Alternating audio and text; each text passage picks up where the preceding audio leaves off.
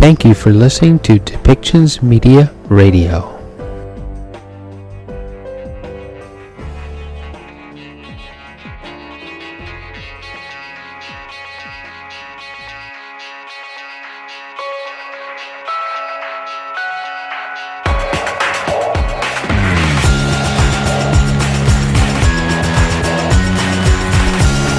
Welcome to Policy and Rights, the show about government policy and human rights.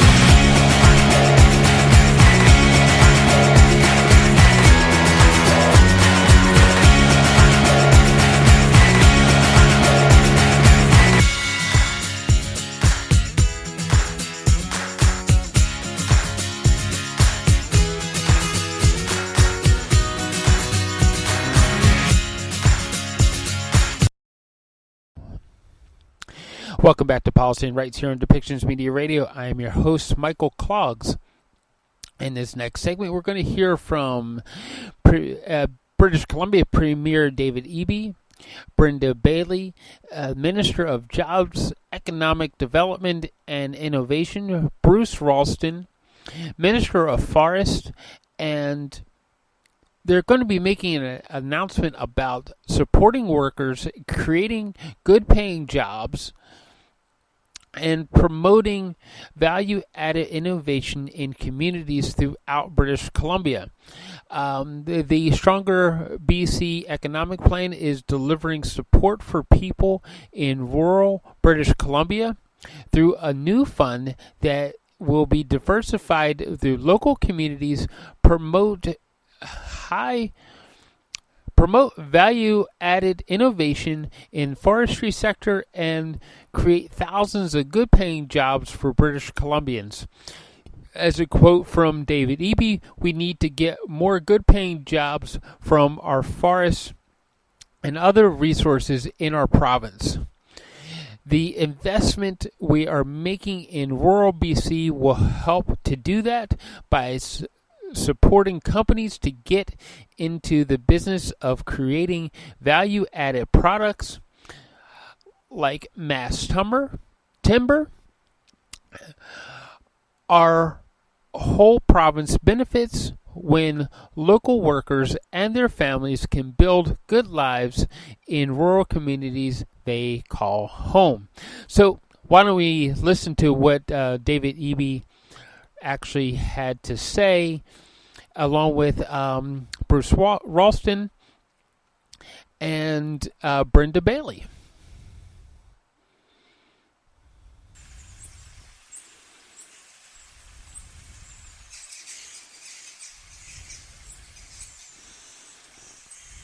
Everyone, my name is Brenda Bailey. It's an honor to be here with you at the BC Natural Resources Forum as your Minister of Jobs, Economic Development and Innovation. I'd like to begin by acknowledging the Tene First Nation upon whose territory we're gathered today.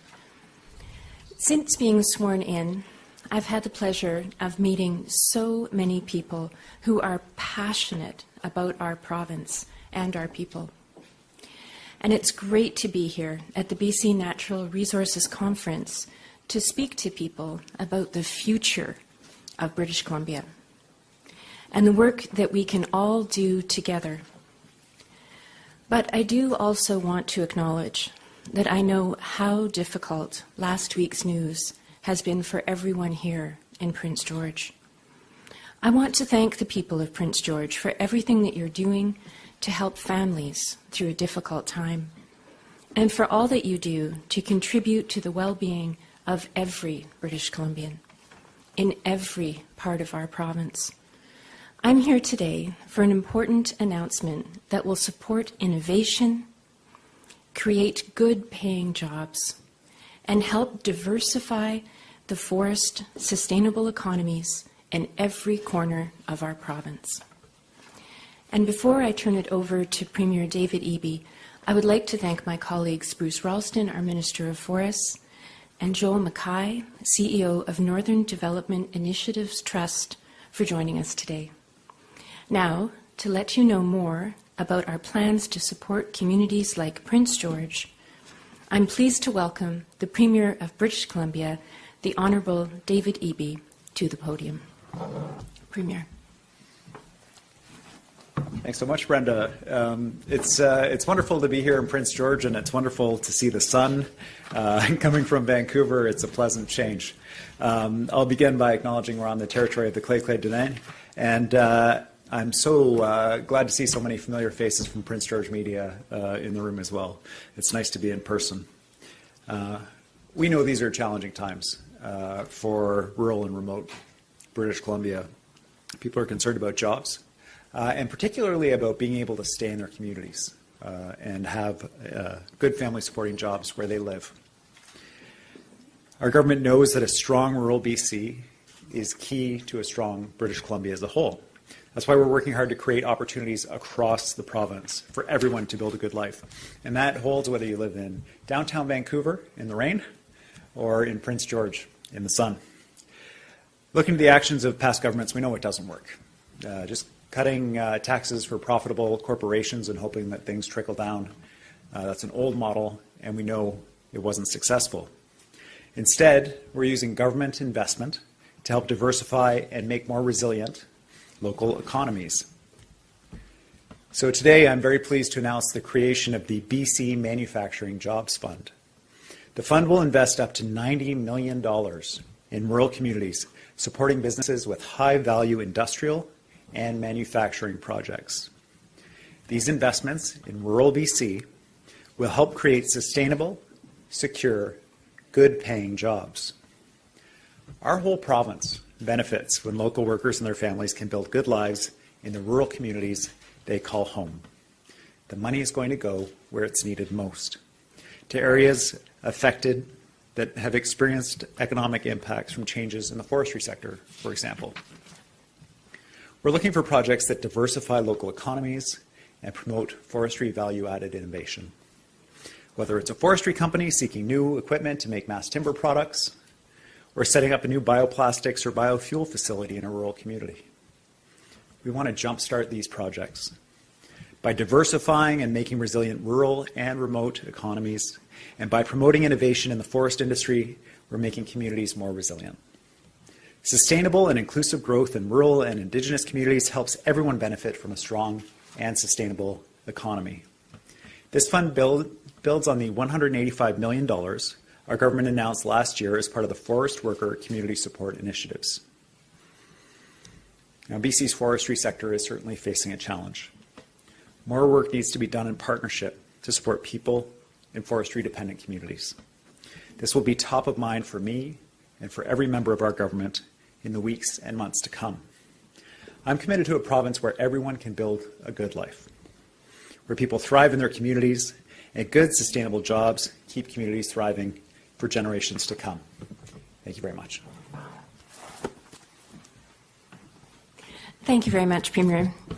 I'd also like to express that my thoughts, too, are with the workers and their families whose livelihoods have for years contributed to the success of the Canfor Pulp and Paper Mill here in Prince George. I myself come from a forestry background. I grew up in a forestry town, and I believe in the sustainability of this industry. The forest industry supported my family, and so I know firsthand the value of stable, good-paying jobs for families, for communities, and for the province. And I believe it's government's job to support BC's forestry industry, to support workers, to support families, and to always put people first. That is at the heart of our Stronger BC economic plan. And that's what this new BC Manufacturing Jobs Fund is all about. It's about having the backs of BC workers and companies so they can do what they do best. I want to take a moment to speak directly to the 300 impacted workers here in Prince George and to forestry workers across the province. I want you to know that this BC Manufacturing Jobs Fund is about creating opportunities for you. Because you're the engine that runs our province. And because if you're not working, our province isn't working. We will not leave you behind. The Premier and our government will have your back. The BC Manufacturing Jobs Fund will be open and responsive to the needs of communities, targeting investments that you tell us are right for your community. It could be investing in a forestry company so that they can upgrade aging equipment to support new product lines or smaller diameter tree harvesting and manufacturing, or to help a manufacturing company expand, adopt new technologies and processes. The new fund could also help create opportunities for companies to adopt innovative processes to manufacture value-added forestry products like mass timber. We've got the ability to supply grants of up to $10 million per capital project with this fund, while also supporting the project planning and business development stage, creating opportunities to leverage the federal government and different funds that they have. And, as with all new programs, we'll evaluate its success, adapt as needed, to ensure that workers and companies are getting the supports that they need.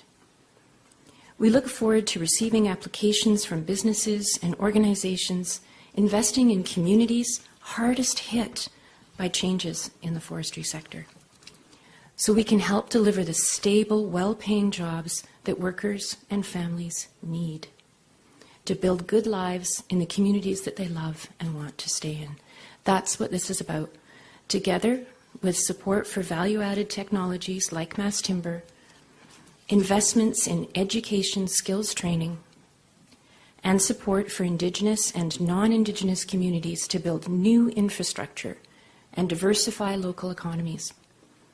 The BC Manufacturing Jobs Fund will help give communities the tools they need to build, to innovate, to succeed, and to grow. Because an economy that is built for all, an economy that is built for workers and families right here in Prince George, is an economy built to succeed. Thank you. I'd now like to introduce my colleague, Bruce Ralston, BC's Minister of Forests. Bruce. Thanks very much, Minister Bailey, and thanks to everyone for joining us here today. I too want to acknowledge we're on the territory of the traditional territory of the Clay today. As BC's Minister of Forests, I'm very excited about what today's announcement will mean for forest workers and forest communities. The BC Manufacturing Jobs Fund will support businesses to plan and launch shovel-ready projects with a focus on value-added innovation in the forestry sector. This could be a pulp mill that wants to retrofit to start making paper packaging instead of newsprint, or a sawmill that wants to add a new product line to manufacture mass timber or other specialty wood products. These investments will create opportunities and good family-supporting jobs. We know that the industry is facing challenges, clearly. Lumber prices have plummeted compared to what they were a year ago, and the annual allowable cut has declined due to the end of the beetle kill harvest and unprecedented wildfires across the province. But we also know that forestry is and will remain a foundation of BC's economy for generations to come. British Columbians expect that we get the most value from our natural resources while better sharing the benefits of our forests with local communities and workers. And that's exactly why we're taking action today to accelerate the transition from high volume to high value production and to build a stronger forest industry. By driving new investments in innovation, we can make sure that more value-added products are manufactured in British Columbia, fewer raw logs are exported each year, and most importantly, more jobs are created for every tree harvested. A more diverse and innovative industry will also be more resilient to the volatile swings we've seen in the market in recent years. Everyone agrees that we need to move past the boom and bust cycle that too often leaves forestry workers and the communities in which they live behind. This means working together to invest in value-added manufacturing and capitalizing on the knowledge and creativity of our people and businesses. The new BC Manufacturing Jobs Fund will help us do exactly that. Building on the $185 million invested in Budget 2022, this is another series of provincial initiatives to support forest workers, and we look forward to announcing more details of our plan in the days and weeks ahead. Thank you. I'll now pass it back to Minister Bailey. Thank you very much, Minister Ralston. Next, I'm pleased to introduce Joel Mackay, who's the CEO of the Northern Development Initiative Trust, who's been doing amazing work to grow and diversify economies here in Prince George and throughout the North. Joel. Well, good afternoon. Thank you, Minister Bailey, Premier Eby, Minister Ralston, ladies and gentlemen. I'm very pleased to be here today for this announcement, which comes at a crucial time for Northern British Columbia. For those of you who may not be aware, Northern Development Initiative Trust is an independent, non-profit organization that provides funding to local and Indigenous governments, not-for-profits, and small and medium-sized businesses throughout Northern BC. Our mandate is to grow the economy in the North through community development, capacity building, housing, and business development programs. In the last 17 years, we have invested nearly $450 million into more than 5,000 projects in communities throughout the North, leveraging close to $2 billion in investment in the region and creating thousands of jobs. 643 of those projects have been through our 3 business development programs, which offer rebates on consulting services and support innovative projects that increase the competitiveness of local businesses in traditional industries. When we look at the climate and geography of the North, those traditional industries such as mining, oil and gas, agriculture, and of course forestry are here to stay. But they also often need to pivot and diversify in order to thrive. I am reminded of a Prince George company that through one of our business programs was able to adapt forestry equipment for drilling applications in different industrial sectors such as pipeline, power line, and mining projects, driving new profitability. Communities, businesses, and people in the North are resilient, innovative, and determined. For a long time, we've known, and communities throughout rural British Columbia have known, that investments to expand manufacturing in our communities drive job growth, diversification, and innovation. This is one of those times when additional investment is needed.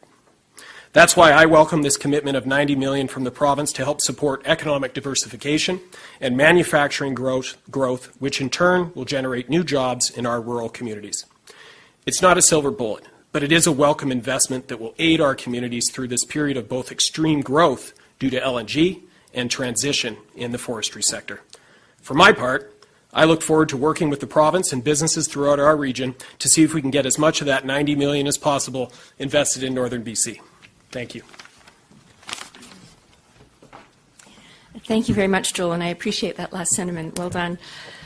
We know that ongoing shifts in the markets, combined with global uncertainty and inflation, have shown us that we need to diversify the economy through clean and inclusive growth, that we need to innovate and add value to the forest sector, and that we need to build on BC's strengths as a clean energy powerhouse with one of the continent's leading climate action plans. The BC Manufacturing Jobs Fund is a key action of the Stronger BC Economic Plan and provides another tool that will help us achieve our goals and deliver real results for people. That concludes our announcement. I'd now like to welcome the Premier back up to the podium for questions from the media.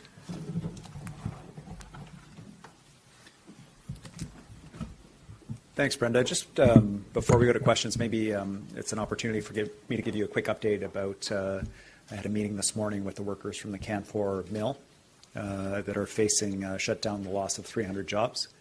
The workers and Minister Ralston, Minister Bailey, and myself had a wide-ranging conversation about making sure that the workers who are affected by this shutdown are looked after. And I made the commitment to them, as did both ministers, that we will be standing with them and supporting them through this incredibly difficult time for them and their families. The provincial government is there for them. We will be reaching out to Canfor to have similar conversations with them to make sure that this transition for those workers is obviously a difficult process, but is as painless as possible for them, and they transition into employment that is rewarding and supportive of them and their families.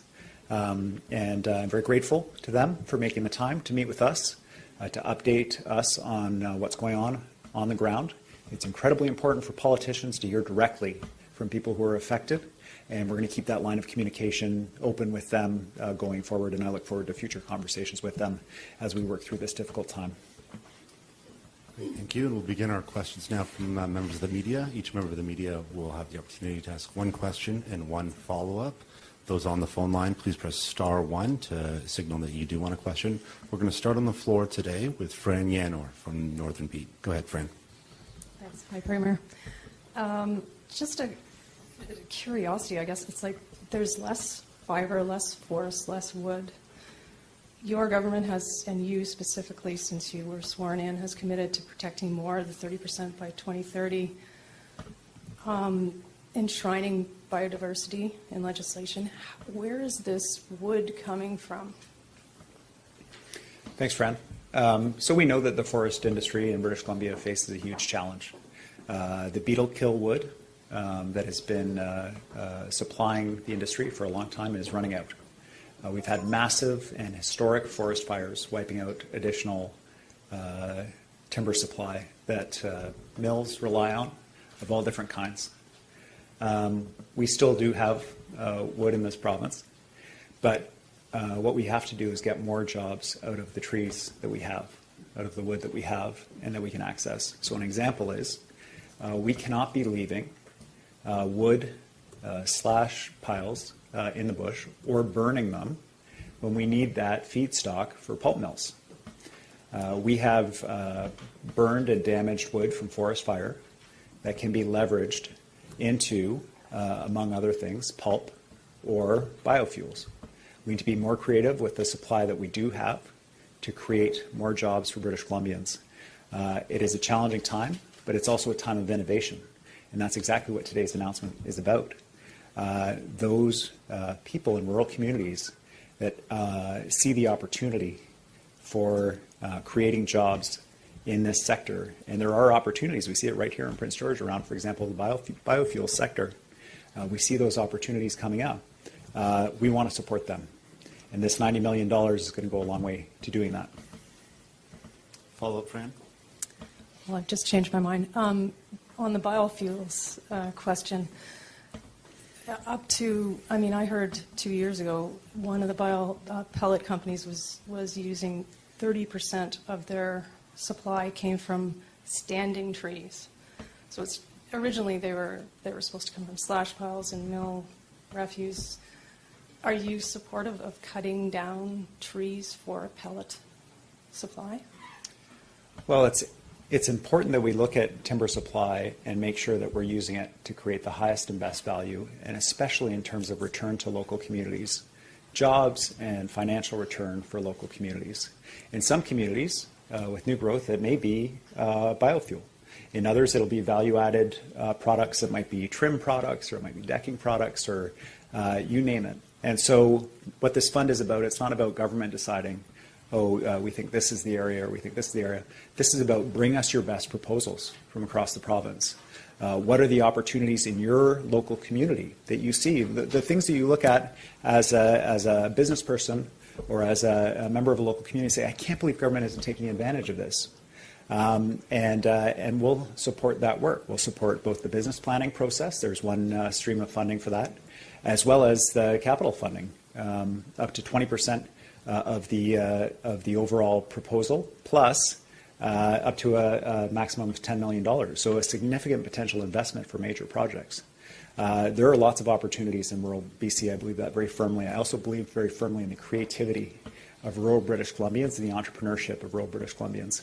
And that's what this fund is about. Next, we're going to go to Cheryl Jan from CKBG. Go ahead, Cheryl. Hi. Describe for me a project that might catch your eye with this fund. So a number of different projects were outlined by the ministers. It could be something as straightforward as an existing producer that sees a new product line that they were thinking about going into, but they couldn't quite make the capital numbers work on their own, or they wanted to do some additional business planning and understanding the availability of a market to move into that area. So it could be a value-added wood product. Mass timber was mentioned a number of times, certainly. But in addition, any kind of additional value-added wood products, pulp mill that could produce wood-based cutlery to replace single-use plastic. Both the provincial government and federal government are moving to phase out single-use plastics. So things like paper bags, cutlery, other single uses that could be produced from wood products. These are examples of the kinds of opportunities that are out there. Follow-up, Jenna? Yeah. In your mind, listening to some of the comments that were made here by both ministers and Joel, do you think that the traditional forestry is a sunset industry? No, we believe very firmly that forestry is a sustainable industry for British Columbia. That's why we're investing so much in planting. That's why we're such strong believers in partnerships between local communities, Indigenous communities, and workers. What I see happening, though, is a shift to a greater community focus. Previously, I think our industries were focused on huge companies and big international models. Increasingly, we see that we're getting more jobs per tree out of community-managed forests and community-focused initiatives, and this fund recognizes that.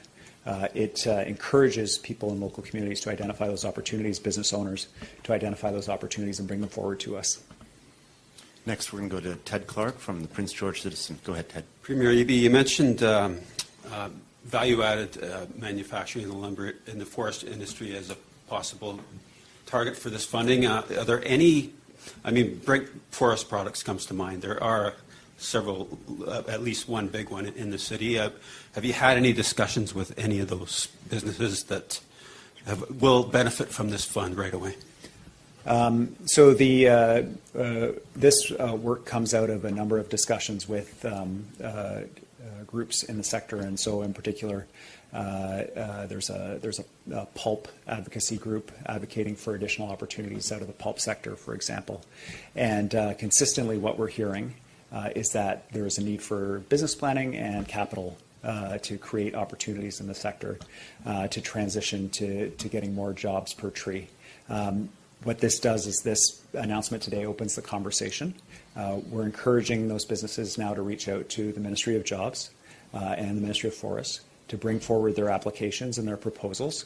This is the start of the conversation with those direct project proponents. With Prince George Pulp closing its pulp line, can you see a day where that could be retrofitted to accommodate a value added or some kind of other industry than what they've been doing there? Yeah, that's a great question. We are seeing pulp mills that have been shuttered in the province, where people are bringing forward innovative proposals about reopening those plants to produce different things, everything from energy to, as I say, single-use paper products. And so those are the kinds of opportunities we're looking for. For Canfor, I'm sure it's all very fresh in terms of the decision that's been made by that company. But certainly we are seeing across the province at those older mills these kinds of proposals coming forward, and this initiative today will help support those kinds of proposals. Next up, we're going to have Betsy Trumpeter from CBC News. Go ahead, Betsy. Thank you, Premier. What exactly will you do to limit raw log exports, and when? So I might turn part of this over to Minister Ralston. But government has put in place restrictions around raw log exports. And one of the reasons why I believe that we're in the situation around supply that we're facing is that raw log exports were allowed to proceed for many years unrestricted by the previous administration. And it resulted in logs passing by mills, pulp mills and sawmills that were creating local jobs in order to be exported. We need to get more jobs out of our woods for British Columbians, and that will continue to be a focus of our policies, including today's announcement about finding those opportunities to add value to these natural products. Follow up, Betsy. Can you be more specific? I still don't know what your government is going to do to limit raw log exports and when. Well, the program we've put in place requires that if you wish to export logs, you have to first offer the logs at that price domestically. And so that is one of the approaches that we've taken to raw log exports. But I think that ultimately what we need to do is projects like this, which is to create the additional value for those products in British Columbia so that those logs are worth more. They're worth more to British Columbians in terms of jobs and financially. There are a number of different products we could be producing from our logs right here, but this initiative we're announcing today recognizes that there's a bit of a hurdle we have to get over, whether it's in business planning or capital expenses, to realize that promise that's there. Next question, we're going to go to the phone lines. Richard Zispin from Global News, you're up next. Go ahead, Richard. Premier, thanks for taking my question. What can the province do to support retraining of jobs in Prince George to try to get more value-added jobs? And is there a program the province can establish to encourage people from other parts of British Columbia, including Metro Vancouver, to move to the north and take up these jobs? So we do have announced in budget 2022 $185 million fund that has exactly that purpose, providing opportunities for workers who are older to bridge them to retirement, for workers who are younger to retrain for jobs that are available, and there are opportunities definitely for the workers that are laid off at Canfor to move into other jobs in our province. But it's key that they have the opportunity to access the training, and it's also key and a focus for us that ideally they're able to access those jobs in their home communities, that they don't have to leave Prince George to access those jobs. So that's what today's announcement's about. It's about finding those ways that we can support the creation of additional jobs close to home for people that are affected by closures like this. Follow-up, Richard? Unrelated topic, Premier, LNG Canada says that for its next phase, they are going to have a natural gas-powered turbine rather than an electrical one with a phasing into electricity eventually. Are you worried about the environmental impacts on carbon emissions because of this? And what more could a BC Hydro and an extension of the province have done to ensure that the turbines were always on electricity from the beginning? Our focus as a provincial government is around electrifying our entire economy. British Columbia has a huge advantage of clean energy and clean, lower-cost energy. And we need to leverage that advantage to address our carbon emissions and hit our targets. And that applies across every sector, from LNG, forestry, mining, to the vehicles we drive and the fuels we use to heat our homes. Electricity is our advantage. It supports jobs here in BC, keeps the air cleaner. There are huge advantages for us in that transition. And my understanding, though, is that LNG Canada Phase 2 has not yet reached a final investment decision. So we'll continue to work with the proponent to make sure that we're hitting our emissions targets. Those emissions targets are key to our government and a priority of all of ours. Next,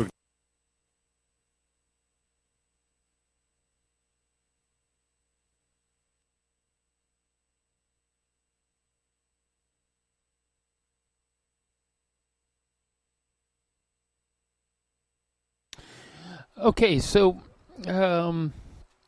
British Columbia is seemingly committed to making sure that that they become truly innovative about creating jobs. You heard David Eby say that wood products could possibly replace single-use plastics. I know that I have seen some technology where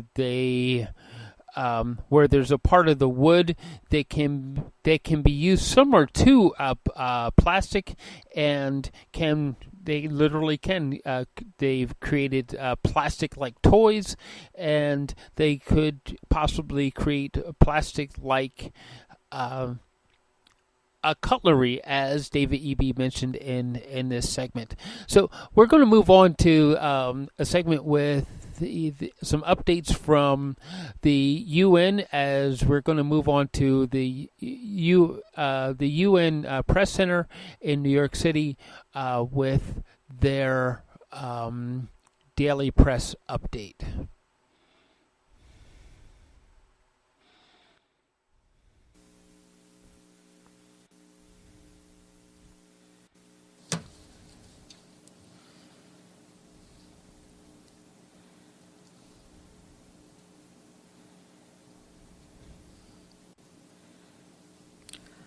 Okay. Good afternoon. I have the following statement attributable to the spokesperson for the Secretary General on Burkina Faso.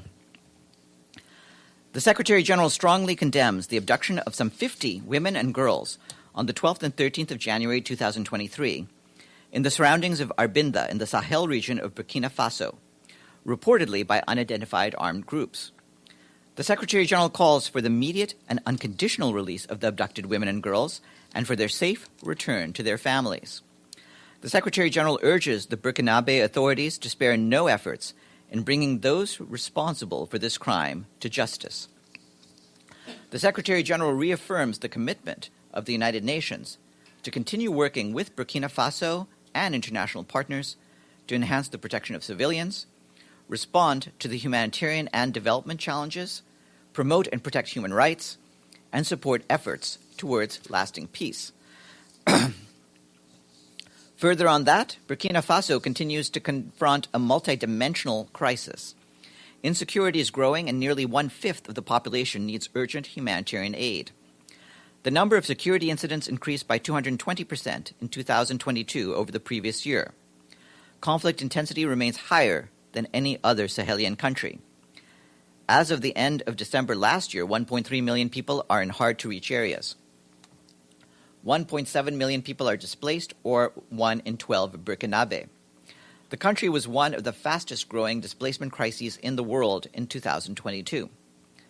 The conflict and chronic vulnerability to droughts and floods have left 2.6 million people severely food insecure, a figure that is expected to increase to 3.5 million during the 2023 lean season. Between April and June 2022, at least 400 incidents involving violations of human rights, international humanitarian law, and refugee law have been reported. At least 649 people have been killed, and 39% of those were children. Burkina Faso's 2022 humanitarian response plan was only funded at 38%.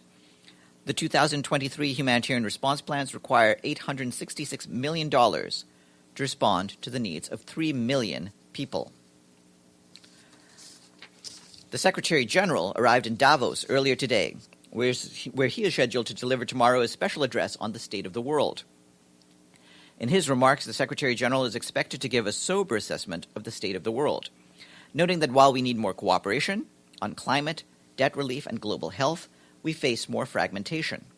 He will deliver strong and detailed appeals to both governments and the private sector to forge pathways to greater cooperation in our fragmented world. While in Davos, he will also have a number of bilateral meetings which we will provide details on as they happen. On behalf of the Secretary General, the Deputy Secretary General Amina Mohammed, the Executive Director of UN Women Sima Bahous, and the Assistant Secretary General of the Department of Political and Peacebuilding Affairs and Peace Operations, Khaled Kiari, started a series of high-level consultations across the Gulf, Asia, and Europe to discuss the situation in Afghanistan in an effort to promote and protect women's and girls' rights, peaceful coexistence, and sustainable development. The visit so far covered several countries in the neighborhood, the Gulf, and beyond.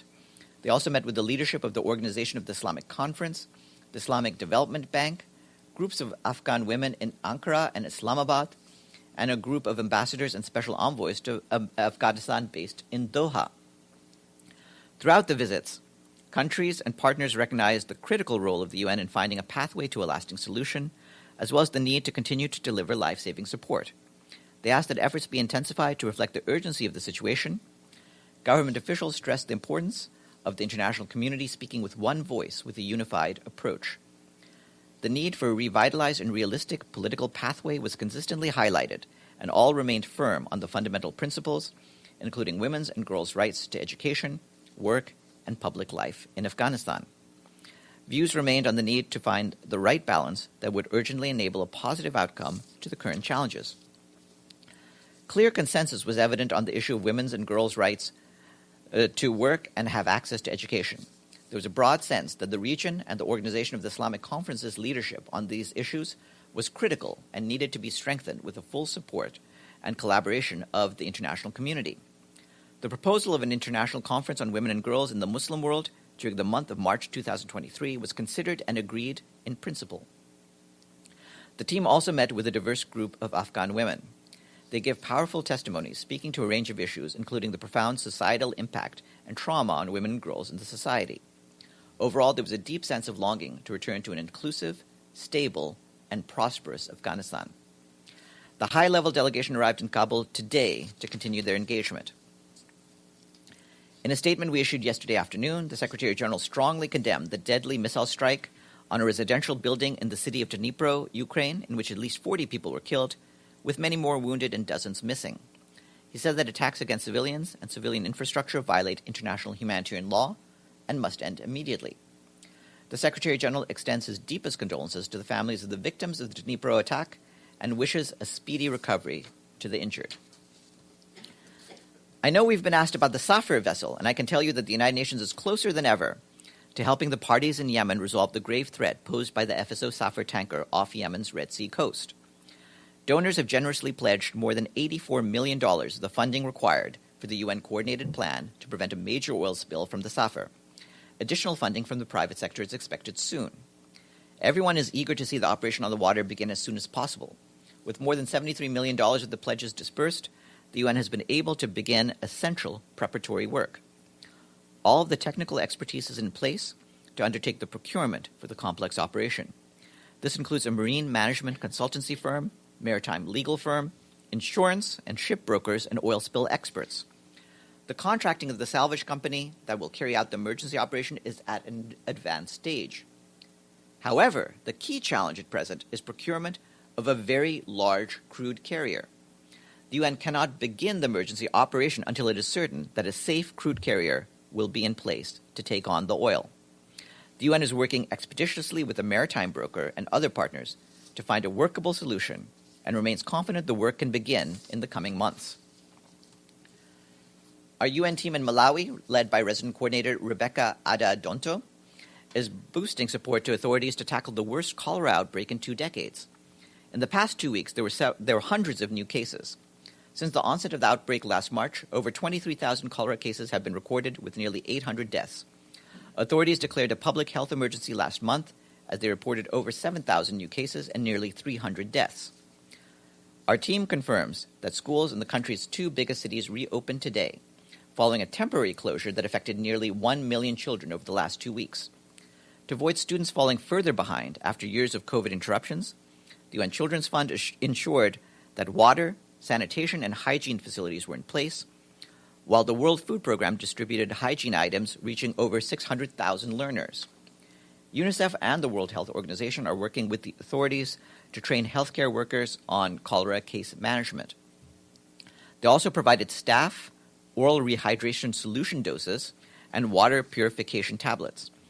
In addition to this, our team supported the National Oral Cholera Vaccination Campaign, which delivered nearly 3 million doses to at-risk populations. UNICEF has also handed over $300,000 in further life-saving supplies that will be distributed to cholera treatment centers. And a new report released today by the UN Children's Fund notes that children from the poorest households benefit the least from national public education funding. According to the report, children living in poverty are less likely to have access to school and drop out sooner. In addition, children from poor households are less represented in higher levels of education, which receive much higher public education spending per capita. The report calls on governments to provide equitable financing and prioritize public education resources, including increasingly focusing on foundational learning. This entails securing public funding for pre-primary and primary education for all, and targeting the poor and marginalized at higher levels of education. And that is it for me. Are there any questions? Yes, Edie. Thank you, Farhan. First, a follow-up on the Safar tanker. What's the problem about finding a vessel that's large enough to take on the oil? I mean, this is something that's been known about for years now, so Yeah.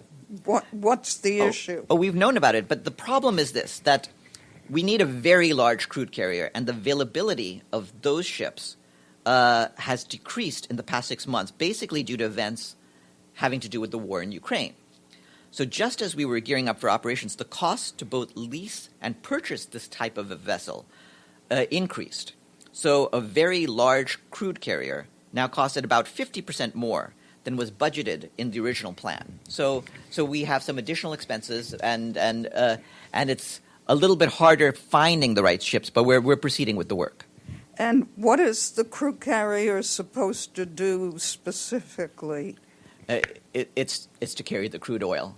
At the end of the day, this will be the safer tanker than the safer tanker. I just had to say that. Sorry.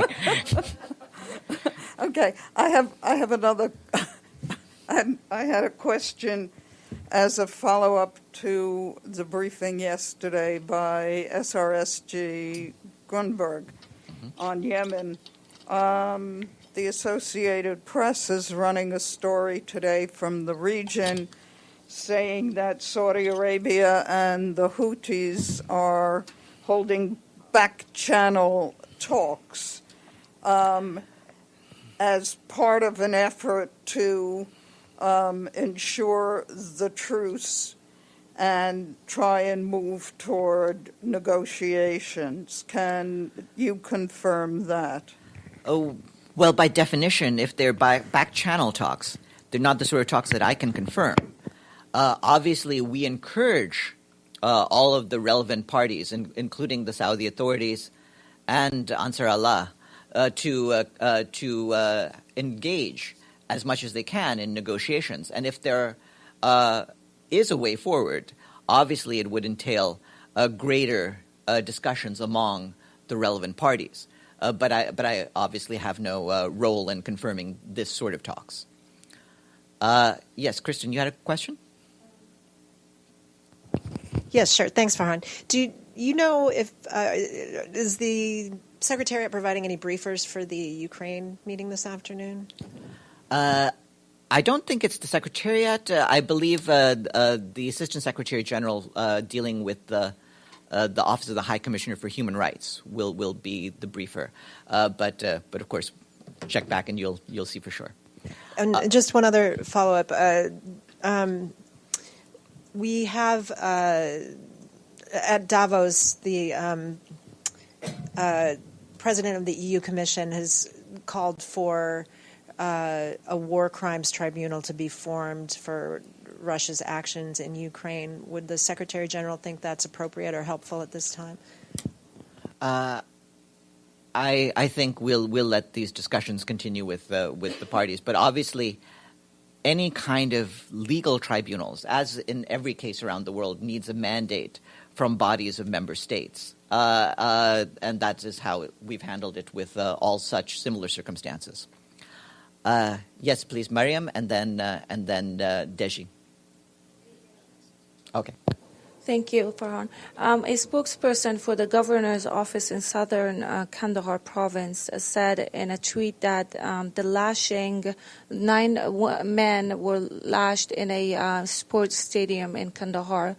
Was your office or UNIMA office briefed on that, and what does the Secretary General's opinion on that? Well, the UN stands against any forms of cruel and unusual punishment, including, of course, the public application of lashing or other such measures. So, Deshi, your question was answered? Okay. So then I will move onwards to Abdul Hamid. Sorry, and then you. Abdul Hamid? Thank you so much, Farhan. I have a few questions. First, hold on one second. Could you please turn the microphone up so that we can hear him better? Thanks. Go ahead, Abdul Hamid. The Jordanian ambassador to Palestine, Ghassan al-Majali, tried to reach Al-Aqsa Mosque, and the Israeli police stopped him and harassed him. There was an outcry in all officials and society groups condemning this behavior part of Israel. First, do you have any? Well, as you know, our reaction on this is consistent across the board, that we want to make sure that the status quo at the holy sites in Jerusalem including the rights of access for people, remains unchanged, and we stand against any efforts to change the status quo at those sites. My second question, so far over 14 Palestinians were killed during the first month of the year, including a child yesterday in Heisha refugee camp. His name is more, he was 14, shot and killed. And yet, all these developments, we haven't heard one word from Thor Winston condemning at least the killing of children. Why is that? Where is he? When I asked before, he said, "Oh, he was in vacation. He's not in place." But he's back to the. No, he's in place this week. He's there. Mr. Wennesland is there, and he will brief the Security Council tomorrow on the situation in Israel and the occupied Palestinian territories. And we expect that briefing, along with the Secretary General's periodic reports, to provide the relevant details about the casualties that have occurred in recent weeks. But we stand against any killings of civilians, including particularly those of children. Yvonne? Thank you. I have a question about the banning of female aid workers in Afghanistan and the work that the UN and other humanitarian organisations are carrying out to try and get that decree reversed. Have you got the latest on that? What's happening and what steps is the UN taking to try and get that decree reversed? Well, we've been asking for this for some time. As I just mentioned, there's a delegation, a very senior UN delegation, including the Deputy Secretary General, the head of UN Women, and the Assistant Secretary General for Political and Peace-Building Affairs, who are in Kabul, and they will be engaging in high-level discussions on this, and we'll see whether we can provide any update on those discussions as they proceed. Iftikhar, and then I'll take you in the back after that. Iftikhar first. Thanks, Farhan, although my question has just been asked, but I would like to know with whom this delegation in Kabul, this high-level UN delegation in Kabul, is meeting. Is it meeting the very top person? We'll be able to provide more details of their discussions, I hope, in the next day or so. But right now, for security and other considerations, we're not mentioning in particular with whom they're meeting. Yes, please. Hi, I'm James Martone from Asharq, and I came late, so if you've already answered this, tell me and I'll just go back and look at it. But there was a statement put out last night signed by various UN Security Council members expressing grave concern over the punishment of Palestinians. Is the Secretary General aware of that letter? Do you have any opinion on it? Are you aware? Well, obviously that's an action taken by member states, and we are aware of that. Regarding the Secretary General's own views and his particular concerns, I believe my colleague, Stephanie Tremblay, relayed what the Secretary General's concerns were about the measures taken with regard to the Palestinians in remarks that she made yesterday at this briefing. And with that, I will turn the floor over to my colleague, Polina Kubiak.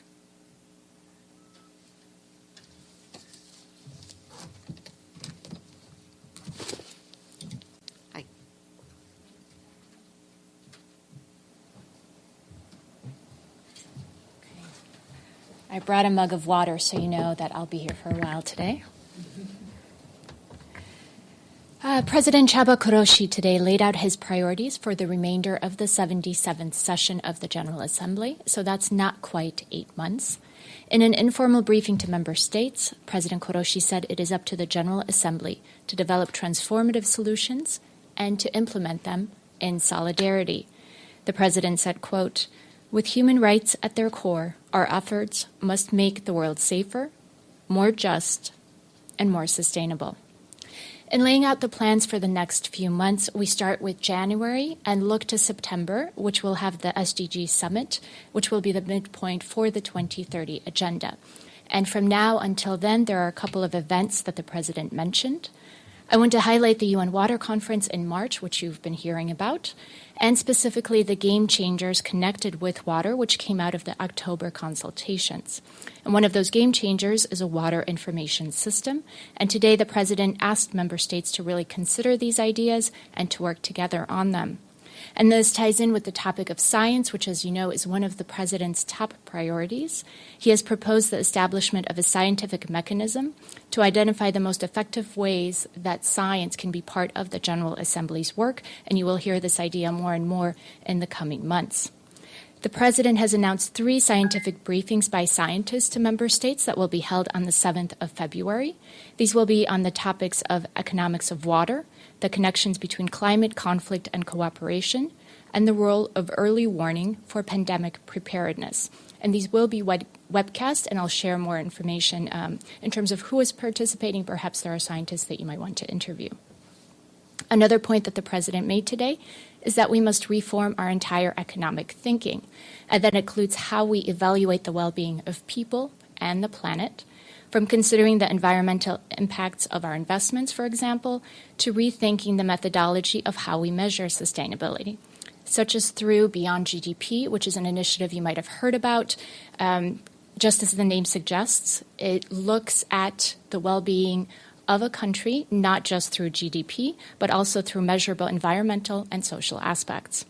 On the wider topic of the work of the GA, the President noted today that member states mandated 16 processes to be underway. And by processes, what he means by that are the efforts on Security Council reform, for example, as well as the different high-level events, various documents, such as on the Digital Global Compact, that are led by various ambassadors. Related to the issue of Security Council reform, the President called on member states to use the, quote, disappointing lessons we have learned to inspire negotiations on Security Council reform with the goal of creating a better functioning council. And a topic related to the Security Council reform and GA revitalization is the so-called veto initiative. And in April, there will be a plenary debate on the new agenda item on the use of the veto.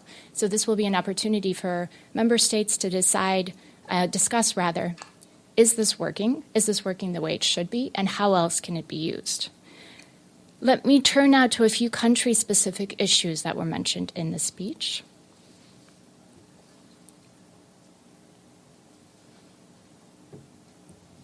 Starting with Ukraine, President Koroshi said that, to his great sorrow, we are nearing the second year of the war in Ukraine. This has likely cost hundreds of thousands of lives, unleashed untold humanitarian suffering, and shaken the multilateral system to the core. And he urged member states to use all channels to bring back peace in line with the UN Charter. On the issue of the Korean Peninsula, President Koroshi called for continued efforts to establish a complete, verifiable, and irreversible denuclearization of the peninsula. Quote, if the past year has taught us anything, it is that we need a renewable global commitment to nuclear disarmament and non-proliferation, the President has said. Turning to the Middle East and Northern African region, the President called for more to be done to find a just and lasting peace in the Middle East, and he also called for an end to the suffering in Yemen and Syria. And then turning to West Africa, he made a call to combat terrorism across the region and wherever else it wreaks havoc. On the issue of gender, the President said that in today's world where women's fundamental rights are so often under threat, and obviously he's talking there about member state as well, we urgently need more female leadership. And the President called on the UN to lead by example and for members to nominate more women to leadership roles, and that includes for the presidency of the General Assembly. Related, later tonight, the President is going to meet with his Gender Advisory Board. And seated in the audience during his remarks were 6 youth fellows who just joined the office of the PGA. This is through a program with the Department of General Assembly and Conference Management, and UNITAR, which, as you know, is the UN Institute for Training and Research. So welcome to our fellows. And the President's remarks were delivered in Arabic, English, French, and Russian. They are in your inbox as well as online. When answering questions after his remarks, the President announced 3 trips. I wanted to give you a little bit more information about those. The first is to India. That one will start on around 29th of January. The President will meet with senior government officials as well as address the Indian Council of World Affairs, foreign policy think tank. The remaining time will be devoted to meeting with scientists and visiting a water conservation project. The President will then travel to China, where in addition to meeting with senior government officials, he is expected to visit the International Research Center of Big Data for Sustainable Development Goals, which is a tool used to help support the SDGs. The next visit will take place in mid-February. It will take him to Japan, where the President will participate in a conference on water resilience, among other objectives. Then in late February, he will visit Geneva to address the Human Rights Council. He will then head to Azerbaijan for a conference related to the non-aligned movement, and then to Doha for the LDC 5 conference. And I'll share with you media advisories before the start of each trip with a lot more details on this. All the visits are at the invitation of the governments and will be paid in part by the OPG8 Trust Fund. And I wanted to take a moment here to stress that the President has very strict rules that he created when he first took office. For example, he will not travel first class, and he will not accept any gifts. And that also goes for his time here in the headquarters. He has never, from the first day he took office, accepted a single gift from anyone who came to visit. Yesterday was Martin Luther King Jr. Day, and I wanted to bring to you attention 2 occasions where the President invoked Dr. King. One is the quote that the President used in his remarks today. He said that in our world of torn trust and massive breakdowns, he is asking member states to aim for a breakthrough, and this is what Dr. King had called fierce urgency of now. And yesterday you would have seen the President's tweet in which he said that Dr. King's vision aligns with the UN ideals of human rights, economic and social justice, and peace around the world. Quote, as we look to the crisis management and transformation, the work of the General Assembly is inspired by his courage and conviction. And given that yesterday was a federal holiday here in the United States, a number of parents within our office brought their children into the office. We're very grateful to our friends at UN Tours, in specific to Rula Hinedi and Jonathan Michel, who took their time to provide a children's tour for our 12 young guests. And if you're interested in a children's tour, they are available 2 times each week, publicly downstairs. The children also met with President Koroshi, and one of the children asked him, do you think that there's going to be a world for when we have our children? And the President said, well, that really depends up to the General Assembly. That's the reason that they exist. And if you're interested more about the children's visit, there's a very nice UN News story about it. That's everything I have for you today. Anything for me? Yes, please. Sorry, Paulina, I just wanted to ask, what was the name of the measure of the well-being of a country using environmental and... Beyond GDP. Beyond GDP. Beyond okay. GDP. So this is something that has been brought up, I believe, in the SDGs. And so the President is saying, let's use that kind of as a starting point and go even further. Okay. And one other quick question. The trip to China, what date is that? The trip to China, let me go back in my notes. I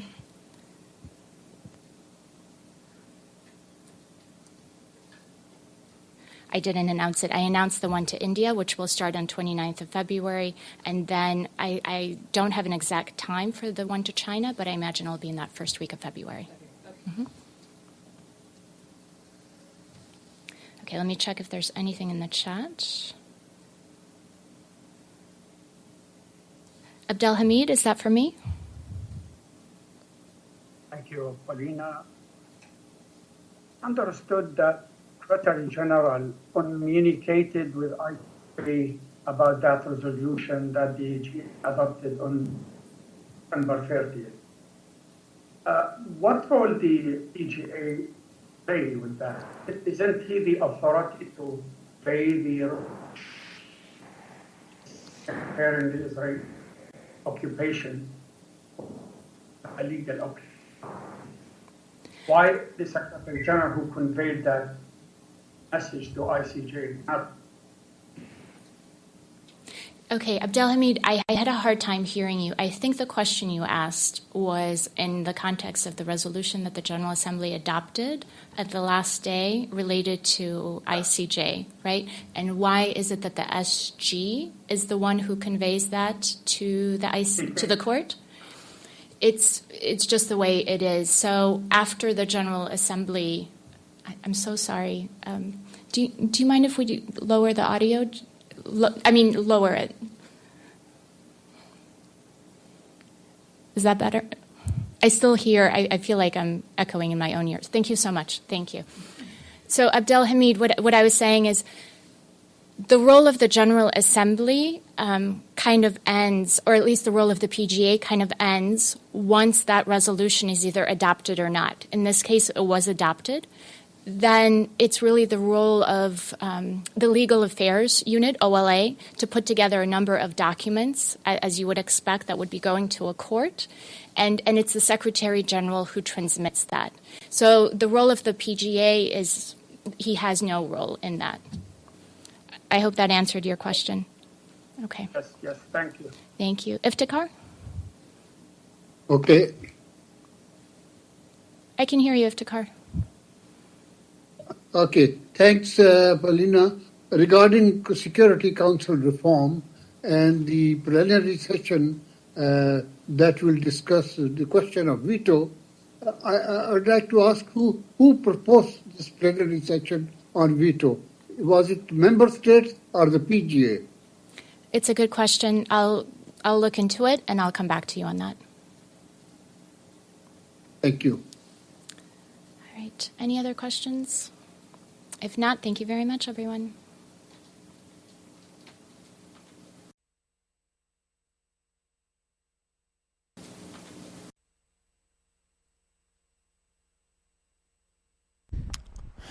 Well, that was statements from the United Nations from their press conference center in New York City. And we heard about the Secretary General Guterres traveling. We heard about ongoing problems in Afghanistan, and of course, Ukraine is coming up on 1 year after the invasion and continued fighting between Ukraine and Russia, in which that puts a lot of interesting problems to the world, where we're trying to achieve peace. And of course, we've heard reports and statements from the UN Security Council where they're trying to get countries to work together and follow the rules of the United Nations that were set up when the Charter was originally created, and the members agreed to those when they decided to join. There, of course, are other ongoing questions that were asked, and the United Nations is struggling to create a better world for us. And we heard questions from young people: is there going to be a safer world for us when they get to be older? So thank you for listening to us today here at Depictions Media, and thank you for listening to Policy and Rights. I've been your host, Michael Clogs, and I ask you now to find that subscribe button wherever it may be. Click on it so that you can get continued updates from Policy and Rights, continued updates from Depictions Media, and all of our shows. For any more information, you can also please contact us at depictions.media.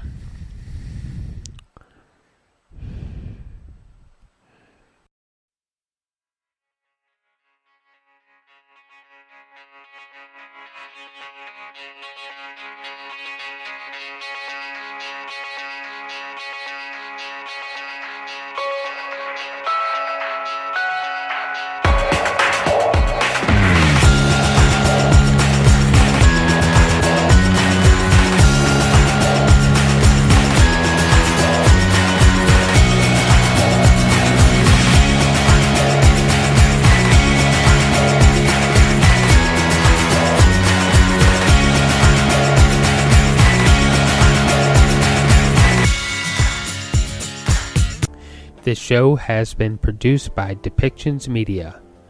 Please contact us at depictions.media for more information.